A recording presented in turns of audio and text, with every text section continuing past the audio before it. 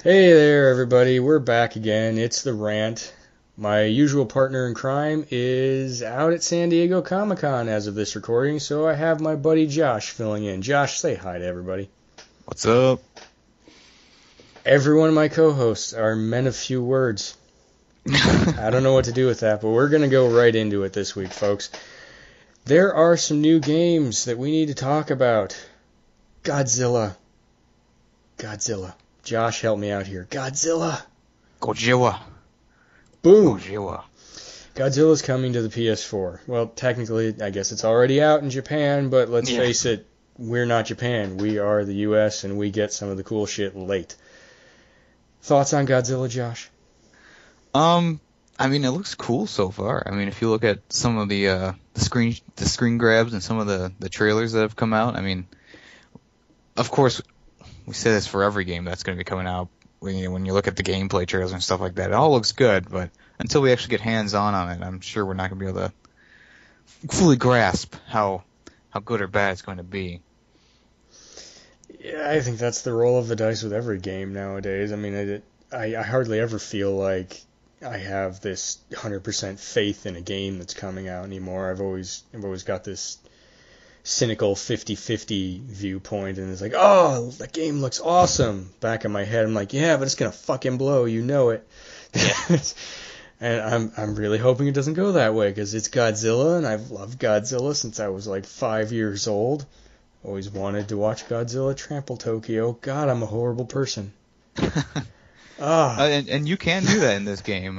It has much larger maps than any other game they've released, and there's going to be a co-op mode, too, so you can trample Tokyo with your friends. Hell yeah. I don't know about you, but, dual flaming pyro breath nuclear radiation beams. Oh, that can make for a really fun drunken Saturday night. Yeah. No, man, I'm going to play Godzilla. I told you play... What's that thing that looks like a bird? I don't know. You fuck it, man. Let's just play.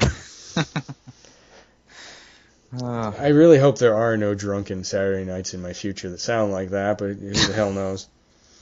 You got roofied, so yeah. It's like, dude, this beer is unusual tasting. What's in it? What's in it? Don't worry about that. Bill Cosby? Just tell me when the wall starts moving and speaking to you. That's when Bill Cosby comes out of the shadows. It's the Bill Cosby beer? That's horrible. It's horrible. How great would it be if someone hears this and makes the Bill Cosby beer with the little warning that says, like, Surgeon General says, if you drink this... I'm going to get sued by Bill Cosby now, aren't I? I wouldn't worry about it. I hope not. Yes, so Godzilla. We're all looking forward to Godzilla, because there haven't really been all that many great Godzilla games. I mean, I think we're a handful back in the friggin' Stone Age, essentially, on the old cartridge systems. 1993, Super Nintendo, Godzilla. Godzilla. Exactly. I mean, we were just talking, there was one on the Dreamcast back in the day, but it was awkward looking, and it was a fighting game. There wasn't anything else to it. Images of Godzilla doing straddle split jump kicks in the air just kind of haunt my nightmares anymore. If you're a fan of the GameCube or the PlayStation 2, I had Godzilla Destroy All Monsters Melee. That was a pretty good game. It kind of had the same concept where it was like, you had the map and you could fight as either Godzilla or one of his other various enemies that he goes against, and you destroy the city and throw punches and fire breath and all that junk. It was pretty fun. I mean, it got boring after a while because it was the same thing over and over again. But I mean, it was a great game to just kind of pick up and play whenever I was just bored. I needed to destroy some cities or something like that. Well, let's face it, there aren't a whole lot of games anymore that you can just pick up and play and feel like you did something after 20 minutes. It's the ones that are like that are the ones where you're going to get supremely frustrated in, because let's face it, the I did something in 20 minutes crap means you got online and probably got raped in an online match. My condolences to anyone who's experienced that. Let's face it, online play is not a friendly world anymore. Oh, no. With not that it ever really so many was. little kids. So many racist little kids and yes. Evil. Why is it so that evil. all the evil people in online play seem to be like little kids? I don't get that. Where are their parents? I have been cursed at with like a 45-year-old alcoholic's level of cursing kind of shit. It's horrifying. Well, you know where their parents are. They're buying the Xbox One and all the games for them, and then they're like, all right, go do something. Well, don't bother me, don't bother me. Just do it. Just do whatever you want. They're Shia LaBeoufing. Do it. Just do it. Oh God, Shia LaBeouf. Oh, I hate him. He's got that little like Jedi tail coming down now. It's like thick and Padawan tail there. What, like the rat tail that Obi-Wan had in the first prequel? Ah, yep. That's okay. I have but another it's like reason really to hate thick. him now. All right. Kind of looks like a snake going around his arm. It's probably pretty gross. Creepy. Shia LaBeouf is creepy. You know what? Let's get off of Shia LaBeouf. This is freaking. Yeah. It's just. Ah. But yeah, with the parents just buying, like, I was at GameStop I don't know if I told you the story. I was at GameStop a few like weeks ago, putting down payments on Rock Band and Guitar Hero, and like this mother comes in and she's like, all right, she comes in with two little kids and they can't be more than 10 years old, and they're like, we want the Xbox One and Grand Theft Auto 5 and Call of Duty Advanced Warfare and all those goddamn M-rated games that no child should ever play. And she's just like, okay, and she bought it all, and she puts it on her credit card, and I'm like, what? When I was a kid, I had to earn all this shit, I got one free system in my life, and that was the N64, and everything else I had to buy with my own money. These little brats just get everything nowadays. It's annoying. It is. I can't tell you how much it annoys me when I see like a 10-year-old walking through the mall with like a $600 cell phone in his hand.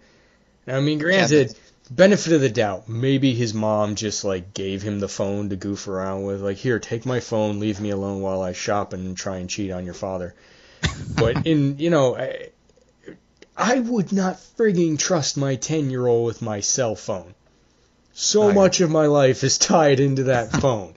If I give it to my friggin' kid, next thing you know, it's got viruses on it because he went to sites in like Russia looking for hacks of video games and shit like that, and have an $800 cell phone bill because he didn't notice the microtransactions piling up. Like, I friggin' hate that shit. This is the rant, folks. We go off on topics occasionally, but it's all in good fun. It all relates back to Godzilla. It all comes back to Godzilla, damn it. It's always Godzilla in the end. Fucking Godzilla. You know what? Speaking of angry people, let's talk about Arkham Knight. People are just... I don't know what their problem is with the game. They're just trying to bitch at something for the fact of, they just want to bitch. I mean, exactly. 30 FPS isn't terrible, and I don't understand. I just don't get it. I didn't even notice the changing frame rates until someone pointed it out to me. It was like, there, you see it right there. I was like, what? It's like, you see, now that it's running at 60, his eyes are twinkly. Like, what eyes? He's wearing a cape and cowl, you ass. All right, you know what? You are staring at Batman's eyes too intently. You go to the corner. He's got some fantasy. He's got some horrifying fantasies that he's hoping to live out in a drunken back room in 10 years. With some dude dressed in a Batman cosplay outfit. No, I agree with you. It seems like this was the new game that came out that was the big AAA title, and people just needed something to bitch about. Now, granted, I will totally give it to the PC gamers who couldn't play it, because apparently the PC version was just horrifyingly bad. Like, it froze, it would crash, If you were lucky enough to get it playing, you'd maybe have 10 minutes and, oh, the game is down again. But to be bitching about a 60 frames per second rate over 30, I mean, you are quibbling. 9 out of 10 people are not going to ever notice the difference. You have to actually understand game mechanics and animation principles to actually know what the difference is. I mean, come on. If the game plays and it's fun, that's all that matters, people. I mean, I'm only 31, but I remember a time when games looked like shit and played like shit, and you just had to deal with it because there were no options. There were like a handful of consoles. Your folks sure as hell weren't going to buy them for you because they cost like 2 months' salary. Oh, yeah. I mean, Jesus, how does nobody remember what it was like on the cartridge days? I mean, $50 for a cartridge? Come on. Yeah, I was thinking about this earlier. I was like, what if I or you or anyone had been playing a cartridge game and you have all those shit graphics. Well, not shit for the time, but shit for our standards now. And all of a sudden you just started playing, Batman Arkham Knight as it is now. Like, your brain would just explode. You'd be like, what? And just explode because the graphics would be so good. But now we bitch and moan about these things, and it's like, but look where we came from, and you're gonna bitch and moan now about, Batman Arkham Knight. I mean, it looks beautiful. You're going to complain now that it has a low frame rate. Oh, I'm sorry. I just don't understand why people are just so heavily complaining. Like, I understand if you're playing a game like, I can't name one right now, but if you're playing a game that doesn't have the best graphics for what our time and our year, our years in gaming are, I can understand that. But when you're complaining about something that's like up to date and looks really good, I just can't connect the dots. They're not there. The only thing I have actually been able to process and figure out could cause the bitching is when it comes to PC gamers, they tend to view themselves as elite. The optimum gaming thing is PC, and it's like, you know what? I game on both, folks. Shut up. They're both great. Too. But here's the thing. I think it's that weird elitist view that when something doesn't work on the PC, but it works on the console version, people they become irate. They get angry as hell at this. It's like, oh, we're the elites. We should have the best damn version of this, and it should work amazingly out of the box, and I should never have to da-da-da-da-da. It's like, dude, all right, I get be pissed that it doesn't work, but come on. You're like arguing why apples are better than oranges at this point. It doesn't fucking matter. If you like one over the other, then eat one over the other. Let's be adults about this. And I mean, Jesus, if you look at where gaming was 10 years ago, hell, even 5 years ago, gaming wasn't where it is now. We are moving forward at light speed now when it comes to gaming. It's a mainstream entertainment choice now. When I grew up, if you played video games, you were a dork. And if you played them when you were older than 10, you were a loser. Now, fucking CEOs are like going home and, you know what, I'm going to play some Destiny tonight. And they had... I don't understand the bitching. I really... Aside from that elitist thing, I don't get it. It's got to just be the people want to bitch about something and, hey, the internet's here, let's bitch in real time. Yeah, I agree completely with that. I mean, it's kind of weird that WB, they chose to send the PC port to a different company to build. So that was weird to me. But, I mean, it happens so often with computer games that are like AAA and stuff like that, like Mortal Kombat X. Originally, that game wasn't playable on the computer either. How many people have forgotten about that by now? Raise your hand. Everyone does. Because no one remembers. It was like a month ago, wasn't it? Yeah. So a month ago from now, Batman Arkham Knight is just all the ratings are gonna go up because they're gonna fix the game, and then no one's gonna be bitching anymore, and they're gonna forget about it and move on to the next game, and then the next game. It's just a vicious cycle of people complaining and then going, oh well, it's not too bad, and then oh they fixed it, so it's better now, and I don't know. You know, I think if the developers really wanted to show everybody, just for like 6 months, no games for consoles or PC, all smartphone games. Oh God, It's the apocalypse, isn't it? that would be pretty bad. Yeah, I that mean, would be the apocalypse to me. I have yet to play a game on my smartphone that I was like, you know what, this was totally worth it. I could play this, like, you know, on a long car ride or something. That's right, yeah, while driving I could play this. We're just kidding, I folks. Don't actually play games on your smartphone and drive. Please don't. I got to rant for a second here because have you ever played Roller Coaster Tycoon, like 1 through 3? Like Oh just my God, great, no. great games, right? They are great games, but I've never been one of those types of simulator deals. They don't work for me. Yeah, it's a little bit more than just a simulator though, because you can build your own tracks and everything. But that's besides the point. Roller Coaster 3 and the company shut down. Oh, I don't even know how long ago now. It was back in 2005 or something like that. And all of a sudden they come back, they resurface, and they make this mobile game called Roller Coaster Tycoon 4. And they actually put the number 4, so you think it's the next game in the series. Mm-hmm. And so I downloaded it. I'm like, all right, this might be good, if they do it right. Total shit fest. Pay out the ass to make your rides build faster, and you don't have enough money, so you got to buy these coins, and you know what, you don't have enough customers in your park, we're gonna shut you down, and now you have to pay. It's all pay, and I'm like, what is this? So I deleted it, and then I'm like, oh, you know what? There's a Marvel game coming out. It's like Marvel superheroes or whatever. So I download that. Guess what? Pay for this character, pay for this level, pay for this thing, pay for that. Real money, correct? The microtransaction. Real money. Yeah. You buy the game currency to buy the game, characters. It's like, can't I just earn this stuff in the game? Can't we go back to that?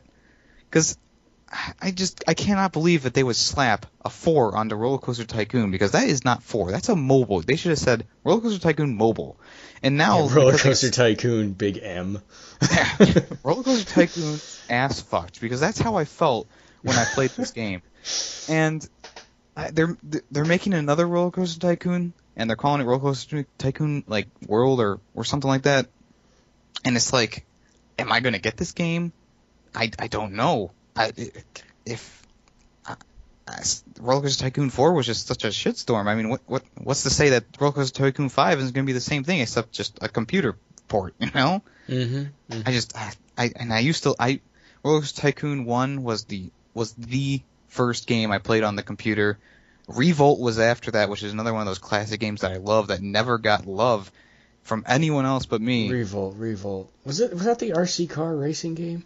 Yes, that was it. Okay, I've played that. I like that game. I have my XP game. copy in my desk still. I just can't run it anymore because it doesn't work anymore. It's one of the greatest racing games I've ever played. I loved it. It was awesome. You could build your own tracks and you could do all this fun stuff, and you had a really cool soundtrack. And I bought Revolt for the PlayStation 1, and the soundtrack's gone, and all the cars are gone. You can't edit tracks, and I'm like, well, what's the use of this? So I tried reinstalling Revolt on my Windows 7, and it was like, oh, can't play it, or it was too broken to play. And I was about ready to cry. I'm like, oh my gosh, I can never play this game again in its full glory. See, that is my one big pet peeve about PC gaming, is how quickly a game that you have on a PC will not work. Obsolete. Exactly. I have a handful of games that I really loved, and I can't play now because at best they ran on XP. If I load them onto my computer now, I get to the start screen, and then as soon as I'm like, all right, let's do this, boom, crashed. You can't expect a PC game to test time. Like if you have something on a console, as long as the damn console works, you can play that friggin' game.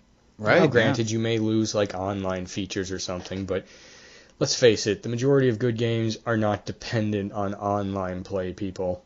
That is true. That's so true. Online play, I wish I could call it a fad. Unfortunately, it's here to stay, and it's what's keeping a few genres alive anymore, like the fighting genre. I would be really sad if those disappeared, and let's face it, if you can find a damn arcade that still has fighting games in it, and not some sort of weird little win a coin purse by throwing coins in the machine kind of game. Right. You know what? We better just move on to comics. I'm starting to get pissed off at gaming tonight. This is. Well, multiplayer was the dawn of a new age, and then everything caught on with that, and now they're just going too far with it. They got DLC out the ass. They have everything has multiplayer, even Assassin's Creed, which the multiplayer is just like, why is it there? Same thing with Mass Effect 3. Why is the multiplayer here? And they're just going too far with it. Like, they could have just kept it in its basic form and been like, cooperative online. You can play Lego Star Wars trilogy with your friend who's a million miles away. But then they were like, you know what? We're just going to make everything online, and we're going to release games that are strictly online, like Titanfall and Destiny and Defiance and all those games that could be good games, but since they focused way, way, way too much on the multiplayer aspects, it's like, it's just another Call of Duty ripoff. Why am I even going to play it? I have Destiny. I've enjoyed it on the order of like 2%. And I mean, immediately I was pissed off that I couldn't play it without being connected to the internet. Mm-hmm. That's a big pet peeve of mine. I like to be able to play my game anytime, anywhere without needing the internet. And but plus, yeah, my internet shuts off like every 30 minutes. So it's like if I'm playing online, I mean, I'm gonna lose all my data because like I'll be playing, and also my internet goes out, and I haven't saved in like 5 years. And it's like, oh well, shit, I'm at the beginning of the game again. Mm-hmm. better start over. I mean, shit, your internet tweaks every like half hour, whatever. There are still tons of places in the U.S. where you can't get the internet. I mean, it's not as widespread in the U.S. as you would think. I mean, you look at a country like South Korea. South Korea has an amazing structure for internet use. I think it was like 6, 7, 8 years ago I read this little study about how advanced the internet was in different countries, and it was based on like average internet speed. South Korea, this was like 6, 7, 8 years ago, average speed 50 megabyte connection. Man, that is like a platinum level connection today in the U.S. There's only a handful of places you can find even offering that high. Man, well, you gotta also think. I'm guessing not too many people are really on the internet in South Korea. It's probably just a few leaders, and then no, South Korea, not North Korea. Oh, I get confused all the time. Yeah, South Korea is a great place. I have a buddy that went over there recently. He loved it. He can't wait to go back. He went over there on a business trip. Kia Motors came from South Korea. It's a beautiful country. It's amazing. But for places like the internet, it should be heavy here in the U.S. We frickin' made the internet here. Yeah. Well, everything's monopolized. So you got Time Warner and AT&T button heads, and they're ranking up. That's a rant for another fucking night. I'm telling you that. I don't even want to get started on that one. All right, we'll wait for Jeremy to pipe in on that. Yeah, we'll wait for Jeremy to come back on the normal route. I'm sure he'd love to weigh in.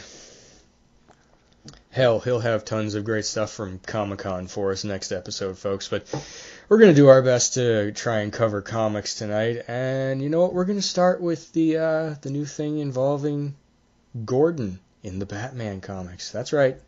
Spoiler alert. If you don't want to know about any of this shit, well, you probably should stop the episode now because we're going to go comics the rest of this episode. Take it away, Josh. So, I mean, I was one of those people who was waiting for a big change in the Batman stories, and Endgame was spectacular. You can't get any better with that kind of Joker story. It was the Endgame. It was great. And then it got, it got one of those Scott Snyder endings where, it says 3 weeks later or 3 months later, and you're right from the action to, Alfred sitting in a bed, which was like, it's kind of like a down, the ending wasn't that great. But everything leading up to it was awesome, and the ending was good, but it wasn't the best it could be. And then, they had Convergence, which was like the stupidest thing I've ever heard. That was just the cheapest fucking way they could think of to say, we need to dump a lot of these storylines. What if we just have them duke it out, and whoever wins gets to keep their comic story going. Brilliant, let's do it. And then at the end, they all pretty much got saved anyways by Earth One guys, Mm-hmm. and Telos and Brainiac teamed up and they saved everyone. It was like, well, even Earth 2 got saved, and their planet was already destroyed by the time they got transferred to that planet. So, but that doesn't matter. That's all in the past. Now We're trying to forget Convergence at this point. It was just a bad dream. It was a bad idea. It started out, I was kind of excited. I'm like, oh, we're gonna see some of the old comics kind of come back, and then I was like, oh, well. Yeah, see, that was the part that got me reading a bit of it too. I was, like they showed, had several Flash Convergence comics, and they brought back my favorite Flash, Wally West, and it's like, we're not gonna do shit with him. We just thought we'd tease you. Matt, there you go. DC, you're hurting me here. It's just not fair, DC. So yes, Gordon Batman. So then, Batman, we think he's dead, but of course, major spoiler alert, he's back. Bruce Wayne, of course, is back, and he's kind of in the shadows right now, and they needed to pick someone to be quote unquote the new Batman, but he was a government officialized Batman. So James Gordon steps up and he shaves his head into a mohawk and he stops smoking and he gets into this mechanized suit. And in the beginning, everyone's like, "Oh, what's with the Bunny Man?" or what the hell is this? This isn't Batman. And you know that most of those people writing on Instagram and DC's Instagram and Facebook pages are just stupid and they don't actually read the comics. But I, for one, was accepting of this change based solely on the fact that Bruce Wayne has been Batman since since Dick Grayson took over and then Batman came back to life and here he is again. And I mean, I think it's a good change, and I hope they stick with Jim Gordon as Batman for at least a little while until Bruce Wayne can get back on his feet. The only thing I don't like about Jim Gordon being Batman is now Detective Comics and the regular Batman series have become kind of like a crime novel kind of thing. So it's still interesting, but the action is a little slowed down, so there's not as many action scenes. And also, they seem to be flip-flopping between past events and new events. Like, he'll meet this new enemy who can wield, bricks or something like that. It was the last one he was wielding concrete and bricks and he was throwing it at the new Batman. And then all of a sudden, like right when he's about to fight him, they go back in time to what he was learning about this new Mr. Bloom, the new villain that they've created. Wait, like a flashback or? Yeah, it was a flashback, but they didn't say That's awkward. A week ago or something. So it was kind of awkward to read. And yeah, also that's like that bad movie line type shit where, all right, final battle's gonna start, and the dude starts daydreaming about the training sequence for the fight. Right, yeah. He's like, wait, he's gonna die. He's in the fight. He needs to focus on the fight. Yep, he's dead. Never mind. Yeah, or they'll get to like a very specific plot point, and they'll be like, oh, here, let's explain how we got to this when we go back in time. It's like, do you really need to put this right here, right before the big reveal is going to be? You could have just done this throughout the thing. But I guess they want to give you the shock value of, oh, well, it was him all along. Well, shock value or a reason to buy the next issue, one or the other. Yeah. But the other thing, Jim Gordon has, I guess it's not Jim Gordon himself, but they introduced this new Bat truck instead of a Batmobile. And it's literally only in like two panels of the comic book where it smashes into a guy and it pretty much just gets damaged beyond repair. So I was really hoping that they would do more with that Bat truck because it looked kind of cool.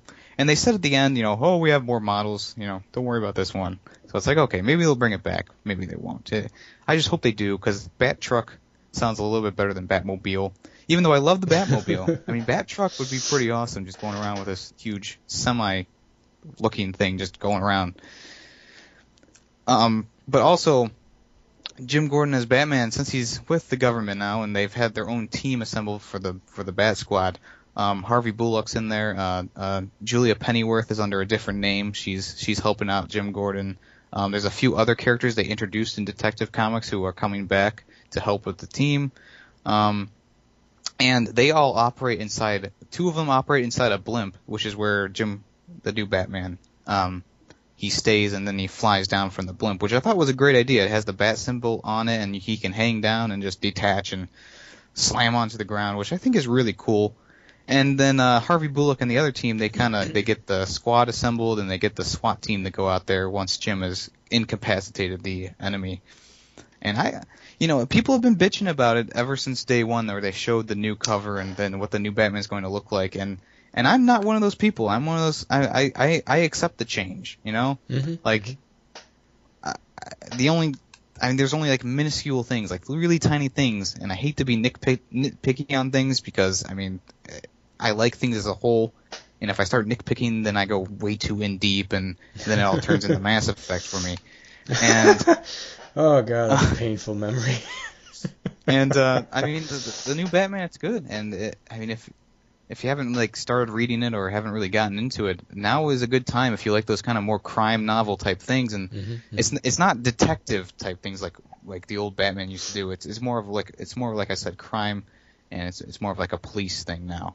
Which is new. It's different, and I think it's working very well. Scott Snyder and the artist, I can't pronounce his name, and I don't want to butcher it on here, but they do really nice work with all their series, and it's tying into Batman Superman really well, and they're saying that they're gonna put him into the regular Justice League comic books after Darkseid War finishes. So we'll see what they do, and if they decide, oh, you know what, never mind, we're just going to put Bruce Wayne back in there, I'd be like, I'd kind of be disappointed, because I think Jim's doing a really good job. Except for the fact that sometimes a little bit of change is good. Hopefully they'll keep it up at least for a little while. His suit gets damaged almost every time he goes out into a fight, but I'm sure he'll work on that, They've already found ways to disable his suit by shooting out the legs or something like that. Well, come on, you do have to remember, though, it's Jim Gordon, it's not Bruce Wayne. He doesn't have, all of this crazy ninja training. Like, I'm sure if Bruce Wayne put on the suit, it'd be like, oh, well, sure, no problem, I can take care of everything. Superman drops down, I kick his ass, we move on. And it's, Batman v Superman. In like 5 seconds, just one punch. Yeah, to be honest, I'm actually kind of looking forward to that movie. I'm curious as to how it'll work out, and I do like the premise, but I am terrified that Affleck is Affleck. Yeah, and I think I already know what's going to happen in that movie. I swear, if they're probably going to be fucking friends sharing a beer by the end of the damn thing.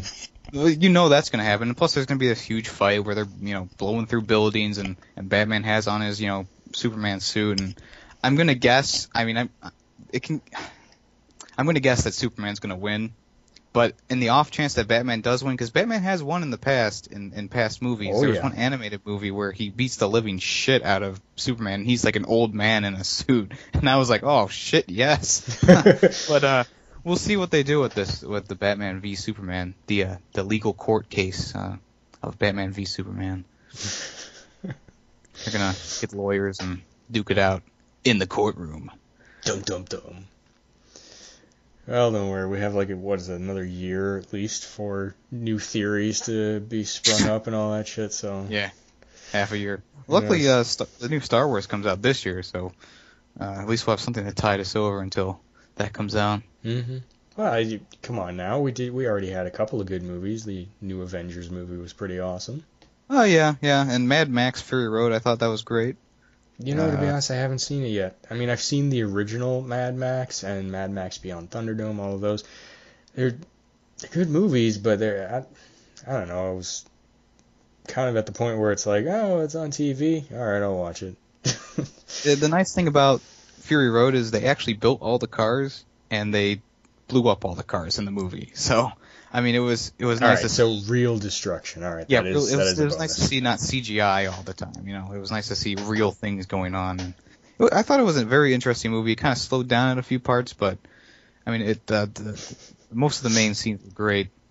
Same thing with Terminator Genesis. Everyone's been smacking that movie around, and I'm in the theater like, wow, this is a great movie. Why is everyone hating this movie? And I'm just there with a big, huge grin on my face. Arnold Schwarzenegger is like 7 years old now, and he's still giving out a great performance in this movie. The CGI work and the animations in the movie are top notch. All the actors do a great job, and everyone's just picking the movie apart, going, "Oh, well, this is stupid." And this is not a conversation we're gonna have tonight, because I do not have an aligned view with you on this one. We'll have to save this for another episode. We better get back to comics. Oh God, Terminator. Well, Jeez. let's go on to your topic here. Superior Iron Man. Oh, God. Superior Iron Man. Superior Iron Man was an amazing series. It just finished up, I think it was like last month or a month before that, something like that. It was very recent, just before Secret Wars started. It was a really well thought out series. They took a character that everyone loves and kind of idolizes, Tony Stark, and they kept the everybody loves and idolizes him thing, but they put in this really sneaky other side to his personality where he covered up all of this really evil shit that he was doing to people and to everyone around him, and it was so well written. And then the last book came out, and I was so disappointed. I think everybody can agree with me. There are always going to be works where, like, something else is going to come out right after the end of the original work, and it's going to wipe clean everything that was done in the previous work. Well, this is one of those cases. The ending for Superior Iron Man was crap. It was Tony Stark sitting in a chair looking lonely. And that was the end page for the book, because nobody gives a shit. Secret Wars is going to wipe all of this out anyway, so technically this never even happened. Don't worry about it. I hate that. That's lazy writing. I mean, yes, It's going to get wiped out, but if it's going to get wiped out, make it fucking awesome and really extreme, so that when it gets wiped out, you feel like, oh, thank God, that actually didn't happen now. All right, we're good. Like, have the ending be Tony Stark dying in a gutter with a heroin needle in his arm, and everybody's freaking out. Oh my God, they killed off Tony Stark. Wait, Secret Wars. Tony Stark is back. Yay! It's for how disappointing the ending was, I still recommend people read it. Right up until that last issue, it was really well thought out.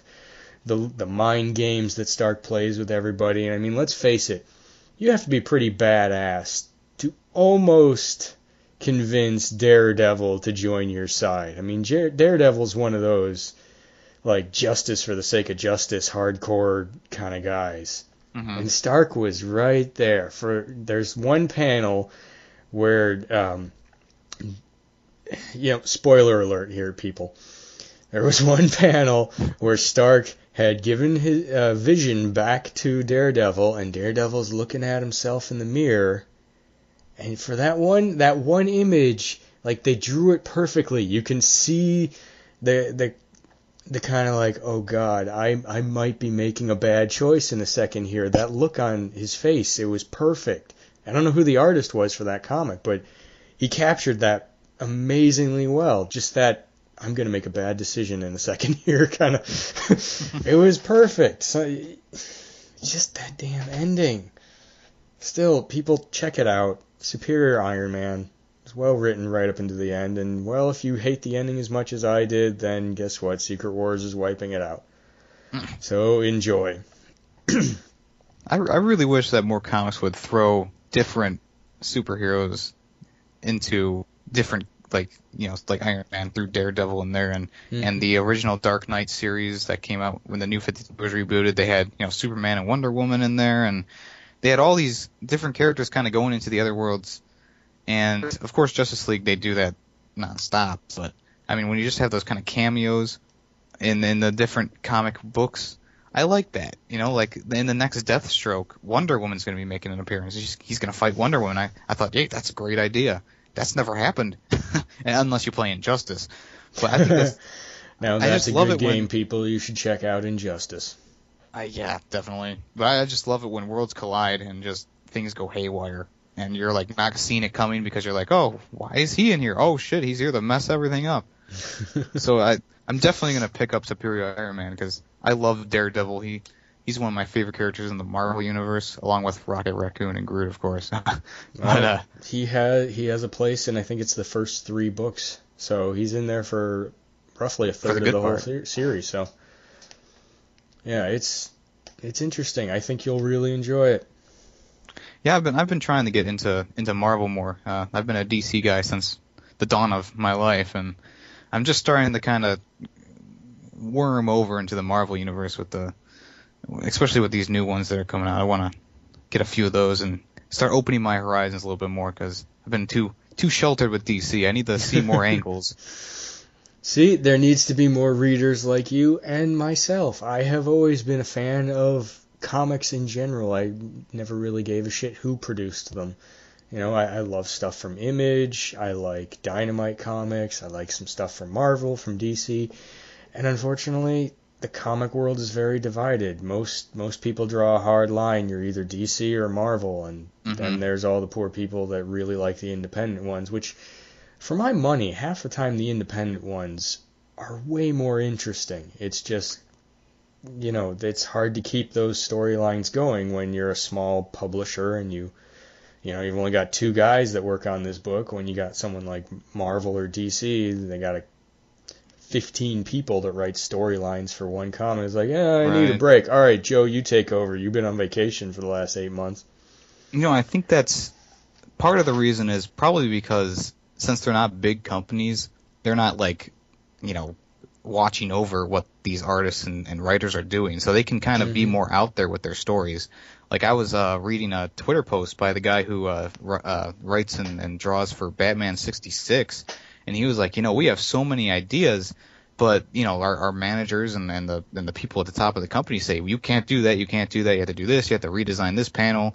And he's like, well, there's a lot of comics that have just been totally redesigned and because of this. And I kind of want to see those original panels, like, you know, what did the Joker actually do in Batman 66 number 12? Did he, you know?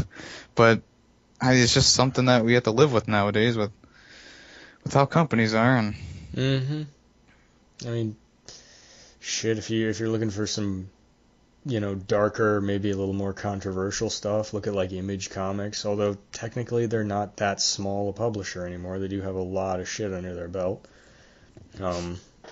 Dynamite Comics has been around since I think the early 90s, but they still don't have the pedigree of like Marvel or DC. But I think you're right. I think a lot of these smaller independent publishers are willing to push the envelope because it's kind of like, well, what are we going to lose? I think Marvel and DC do totally have this view of, you know, Batman has got to be Batman. We can't change the rules now or all hell will break loose and our sales are going to the toilet.